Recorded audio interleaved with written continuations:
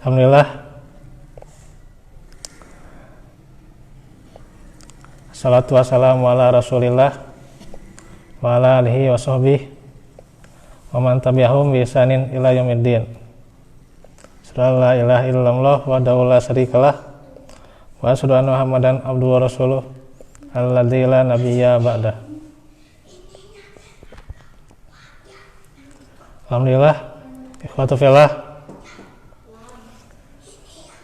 kita lanjut kembali di dalam majelis ilmu seputar akhlak, yang dimana kita akan melanjutkan seputar 7 sebab sombong.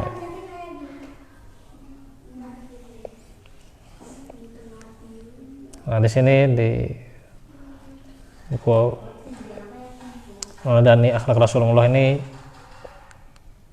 ada 7 ya. Ya, kurang lebih di sini sebab sombong. Ya. Nah, kembali bahwa seseorang tidak akan sombong kecuali karena dia menganggap besar ya. Menganggap lebih pada dirinya. Punya kelebihan tertentu, lebih baik dan sebagainya. Dan tidak menganggap besar dirinya kecuali karena mempunyai keyakinan bahwa dia memiliki salah satu dari sifat-sifat kesempurnaan.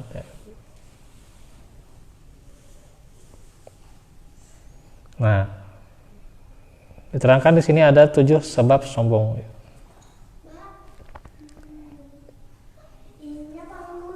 Yang pertama ilmu, ya gitu. Ilmu yaitu merasa dirinya terdapat ilmu yang sempurna ya. Punya ilmu ya, hafalan atau ilmu itu bisa membahas, mengkaji dan sesuatu itu. Nah, yang punya ilmu ya, dengan ilmu itu ya,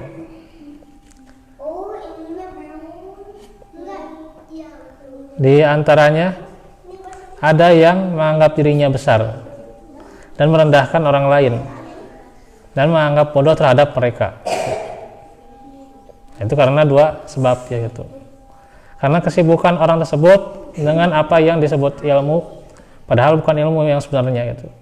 Hanya ilmu yang sebenarnya itu adalah dengan membuat seorang hamba itu mengenal Rabbnya dan mengenal dirinya. Jadi sebenarnya ilmu itu harus membuat ia kenal siapa Rabbnya ya, siapa Tuhannya, siapa yang berhak ia sembah gitu. Ya. Baik misalnya kita pelajari ilmu dunia, ilmu akhirat, kalau itu mendukung untuk mendekatkan diri kepada Allah, tafakuri kekuasaan Allah ya. Neng Putri, halo. Kesilin Neng Putri. Nah itu ya. Maka itulah ilmu yang pantas dicari. Ya. Kalau dia bisa kenal siapa Rabbnya gitu. Dan mengenal siapa dirinya ya gitu. Jadi kenal Allah dulu, kemudian kenal dirinya ya gitu. Gitu. Semuanya dari Allah lah ya. Iya, semuanya dari Allah gitu kan. Iya. Ya, pinternya. Iya.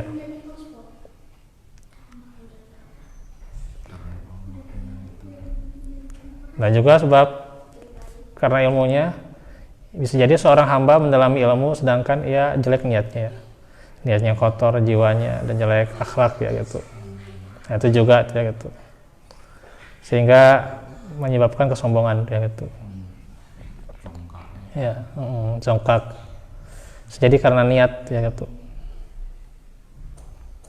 Nah karena itu kita harus luruskan dulu niat menuntut ilmu, niat untuk mengkaji ilmu, mengajari ilmu, apalagi ya itu buat apa niatnya gitu ya. Apalagi tentunya yang punya visi misi gitu ya gitu. Kalau visi misinya dia ridho Allah gitu ya gitu, ridho Allah gitu ya, dia mencari balasan dari Allah gitu ya gitu, yang masalah sebenarnya itu ya. Cuman yang menjadi sekarang visinya mencari calon atau bagaimana gitu ya gitu. Nah, itu beda deh gitu ya. Awan kana hijratuhu kan ila dunia dan seterusnya gitu ya, itu maka kembali pada hijrahnya ya, mahajar ilaih itu ya gitu. Gitu. Kembali pada niatnya gitu ya gitu. Ya. Jadi bukan tujuan utama lah gitu ya. Itu yang jadi intinya, jangan jadi tujuan utama gitu ya gitu. Gitu ya. Dan ada sebuah hadis ya, atau keterangan di mana penyebab kesombongan itu diantaranya juga dengan ilmu ya. Saya lupa lagi nih ya. Di ayat tuh ya, di surat Al-Qasas ya gitu. Karun saja mengatakan qala utituhu ala ilmin indi. Jadi karena ilmunya ya, dia bisa punya harta, punya kunci-kuncinya, ya, harta yang sebegitu banyaknya gitu ya gitu. Gitu. Nah itu karena apa? Ilmu yang dia miliki, usaha yang dia lakukan ya gitu. Menafikan kekuasaan Allah, nah itu. Itu bisa jadi sebab kesombongan. Itu karena ilmu. Ya. Yang kedua, karena amal dan ibadah. Ya.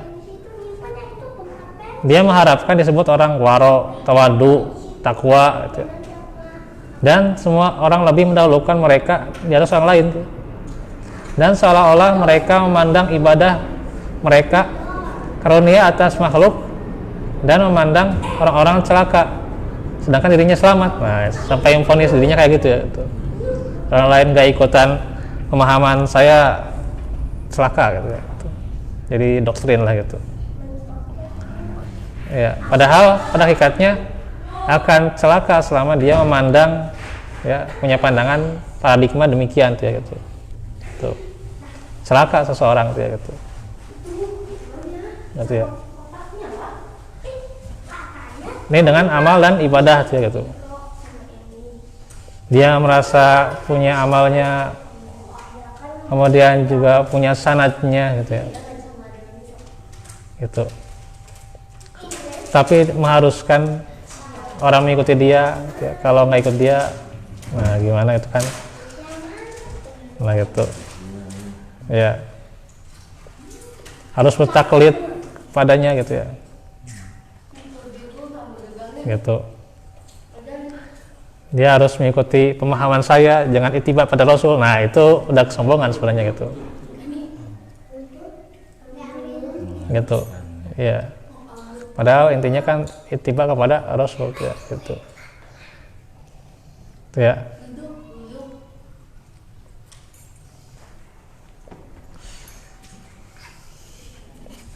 Nah itu bisa merusak ya, hati dan timbulnya rasa kesombongan ya. Yang ketiga, takabur dengan keturunan dan nasab ya. Punya keturunan yang baik gitu ya. Keturunan yang mulia gitu ya. Tapi dia suka merendahkan orang lain yang tidak memiliki keturunan itu ya. Walaupun bisa jadi keadaan orang lain lebih tinggi darinya dari segi amal dan ilmunya gitu ya gitu. Ya. Gitu. Jadi lihat dari nasab ya gitu. Keturunan. Padahal orang itu harusnya dilihat dari ketakwaannya ya, dari amal dan ilmunya ya. Harusnya dilihat di situ gitu ya gitu. Iya. Hmm. Ya dijadikan standar harusnya masalah ketakwaan bukan Iya. paling paling dominan itu harus itu yang paling bisa diukur untuk seseorang dalam ketakwaan. Kan dalam surat Hujurat ya gitu. Itu ya, itu.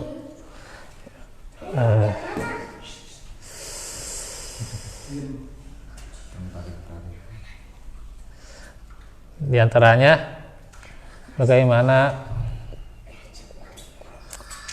yang harus jadi pandangan itu ketakwaannya ya gitu.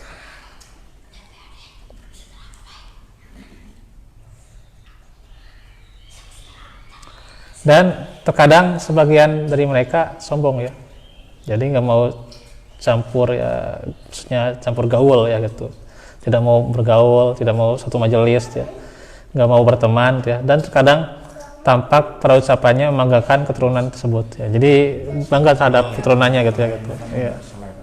Nah, iya nggak selevel lah gitu. Nggak level.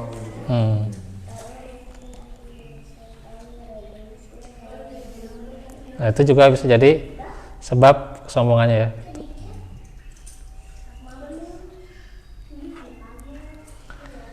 Yang keempat, sombong dengan rupa yang bagus ya. Ini yang paling banyak kalangan perempuan sebenarnya. Rupa, jasad lah, jasad yang bagus, ya.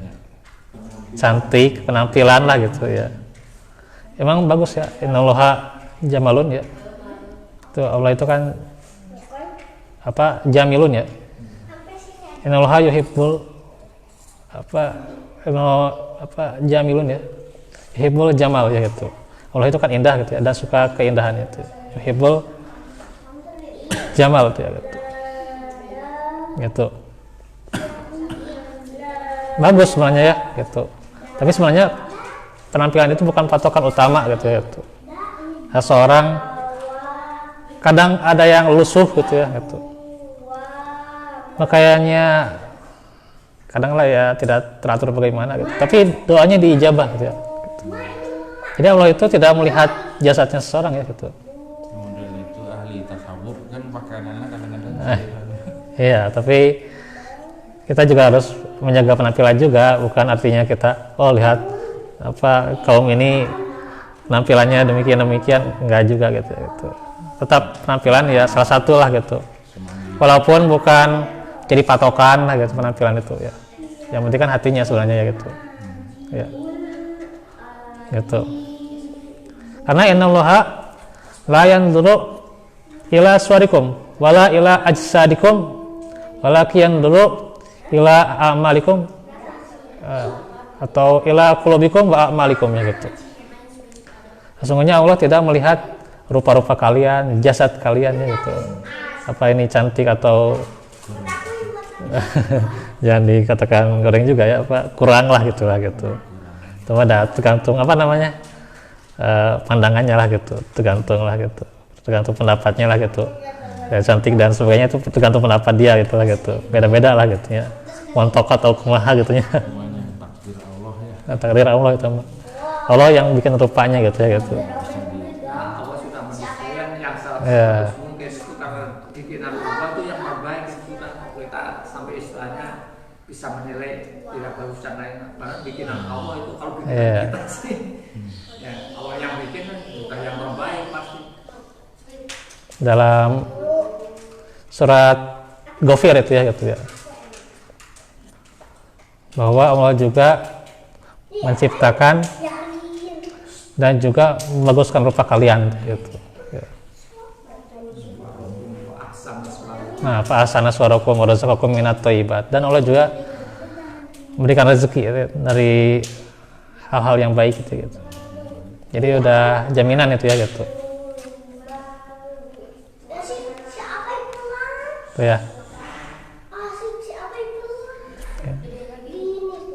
Kalau ada kan nih. Kenapa nggak bisa Pelan gitu. Nah itu.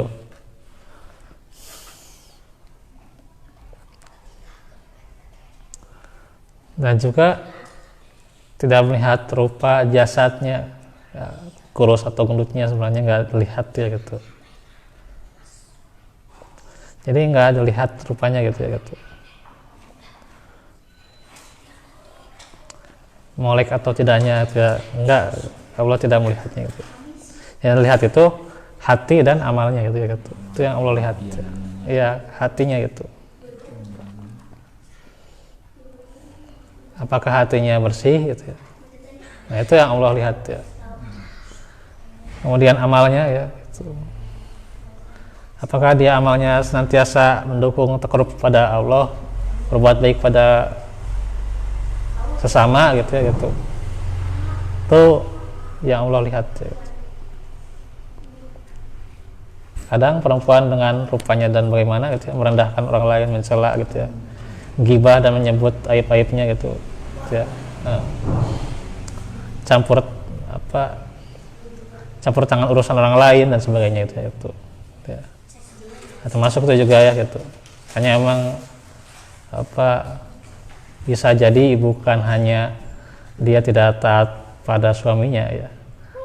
Bagaimana perempuan itu banyaknya masuk neraka. Tapi dari sini juga, di kesombongannya juga sebenarnya kan gitu ya. Dari kesombongannya juga mereka merendahkan orang lain ya. Campur tangan urusan orang lain itu juga kan gibah dan sebagainya kan gitu. Kalau dikaruniai kelebihan Iya. itu sampai bisa kita menjaga jangan sampai istilahnya membuat orang lain jadi ini luar biasa ini. Tapi kebanyakan yang seperti itu tuh sangat berat. Iya.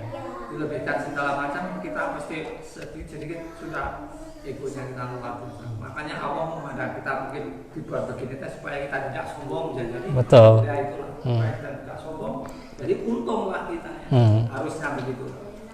Tidak ada yang sudah dikaruniakan kepada Allah yang lebih kepada kita itu yang semuanya pasti yang terbaik. Semuanya pasti yang terbaik. Yang kelima, sombong dengan harta ya. Nah ini ya, Banyakannya. ya harta, merasa paling banyak atau punya kelebihan, kecukupan dan sebagainya gitu. Ini kadang terjadi di kalangan pemimpin ya gitu, dan para pedagang tuh ya itu. Ini harus hati-hati ya gitu. Yang paling ini harta yang paling sangat, Nah itu ini bisa berat. sangat Iya.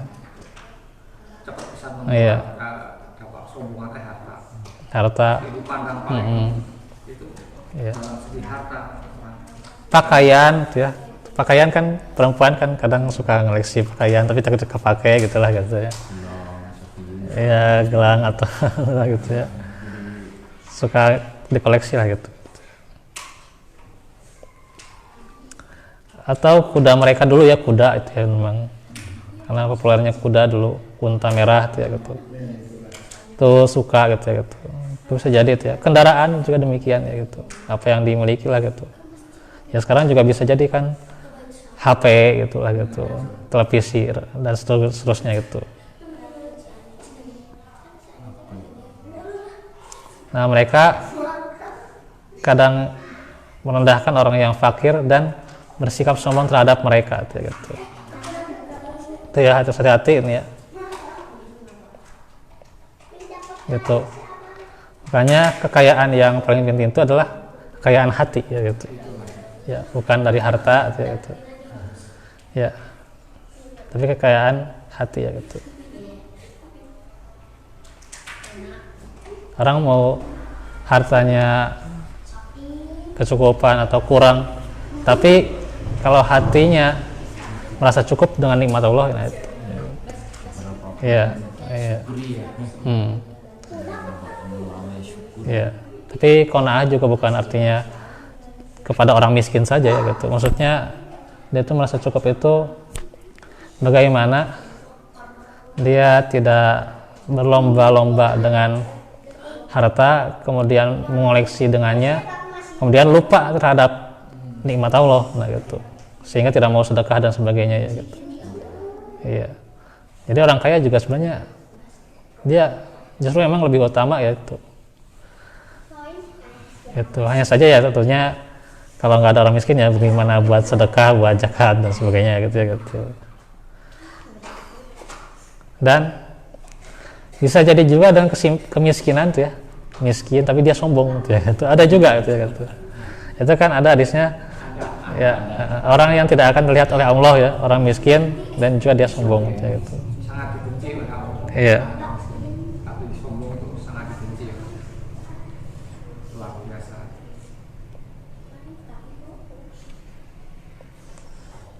Yang keenam, sombong dengan kekuatan dan besarnya kekuasaan dan takabur terhadap orang yang lemah ya.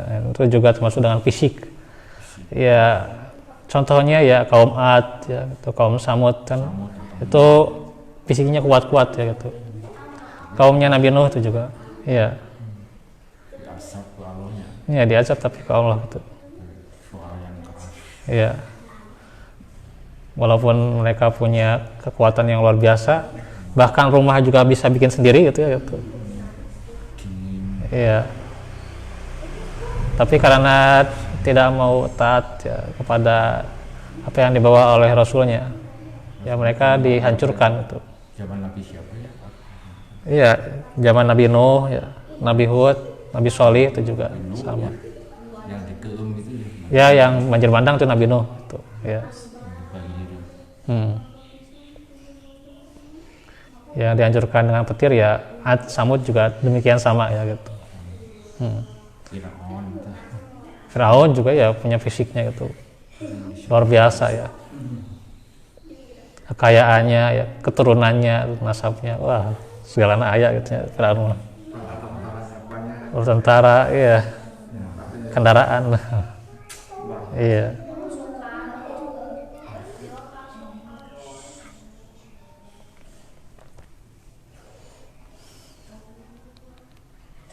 Tapi itulah bagaimana kesudahan orang-orang terdahulu yang dia sombong dengan kekuatannya ya, dengan kekuasaannya.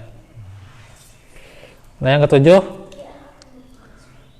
sombong dengan pengikut, pendukung, murid, hamba sahaya, keluarga, kerabat, anak dan cucu, ya, dan sebagainya ya, yang serupa. Dia punya pengikut, punya jamaah, itu juga demikian gitu. Punya, kalau dia misalnya ini yang menjadi tujuan gitu ya, punya iklan dan sebagainya, itu ya kalau jadi tujuan ya, kalau enggak ya nggak masalah gitu. Itu mah datang sendiri kadang ya gitu. Orang misalnya istiqomah dakwah, tiba-tiba ada yang ngasih ya, itu mah silakan aja terima gitu ya. Tapi kalau jadi tujuan, nah itu gitu. Terus juga punya pendukung ya, gitu. Ya subscribe lah atau gimana lah gitu. Jadi dakwah ya emang di subscribe itu nanti punya banyak viewers lah gitu. Boleh saja kalau dia ingin memang lebih menyebarkan ilmu gitu. Tapi kalau jadi tujuan utama itu yang jadi masalah gitu. Itu pendukung, followers dan sebagainya sekarang maya gitu. Murid itu juga punya murid sekian ya, murid yang banyak ya. Muridnya pada hafidz ya, pada banyak gitu ya gitu. Muridnya istiqomah, bisa mengamalkan apa yang dia ceramahkan dan sebagainya itu ya gitu. Dia misalnya sombong dengan itu ya, itu yang berbahaya gitu. Gitu. Murid itu kan cuma wasilah dakwah aja ya gitu. Dakwah tanpa murid juga berat juga gitu ya. Dakwah sendiri gitu ya, nggak bisa. Murid itu kan cuma wasilah dakwah gitu ya. Adapun banyaknya murid ya bukan jadi patokan ya gitu. Hamba sahaya itu ya dulu ya, hamba sahaya. Keluarga ya itu banyak keturunan, itu banyak anak lah gitu ya. Ya sebenarnya nggak masalah ya, banyak anak emang ada sunnahnya gitu ya gitu. Cuman kalau dia jadi sombong dengan banyak keturunan itu, nah itu yang berbahayanya gitu ya. Kembali pada niatnya juga gitu ya gitu. Terus punya kerabat ya, kerabat yang baik, termasuk juga dari keturunan ya, termasuk juga anak dan cucu ya, gitu. Itu. Maka secara keseluruhan setiap yang merupakan nikmat ya, dan memungkinkan untuk diyakini sebagai kesempurnaan, walaupun tidak ada pada dirinya kesempurnaan, hal itu memungkinkan untuk takabur ya gitu. Makanya kalau kita yakin setiap nikmat itu, dalam surat anhau ya, wa ma bikum min nikmatin fa minallah ya gitu. Dan apa nikmat yang ada pada kalian ya, itu kan dari Allah gitu ya gitu. Kita yakin itu dari Allah ya, nanti kembalinya pada Allah kan, wa ilaihil masir kan. Maka itu sadar ya gitu. Kita menata hati ya, kita Iya. menata hati supaya hati kita benar-benar harus takut kepada Allah, takut kepada Ya Allah. berat memang namanya hati itu. Yang Ya. sangat berat itu sama. Terbolak-balik tuh ya. Ya. Apalagi dengan adanya kesenangan dunia dan sebagainya ya gitu. Jadi prioritas dan sebagainya gitu. Dan kesombongan itu menyebabkan datangnya kebencian ya, dan merusak kebersamaan ya, ukhuwah, dan mengorbankan kemerahan hati saudaranya sendiri itu gitu. Itu dalam Ihya Ulumuddin ya. Nah, nanti bagaimana cara mengobati kesombongan? Nah, insya Allah nanti akan kita bahas di kesempatan berikutnya ya. Allahumma minkum barakallahu fikum. Rabbana atina min ladunka rahmah wa hab lana min amrina rasyada. Rabbana hab lana min azwajina wa dzurriyyatina qurrata a'yun waj'alna lil muttaqina imama. Allahumma inna nas'alukal huda wat tuqa wal afafa waghina. Subhanaka Allahumma bihamdika asyhadu an la ilaha illa anta astaghfiruka wa atubu ilaik. Alhamdulillahirabbil alamin. Assalamualaikum warahmatullahi wabarakatuh.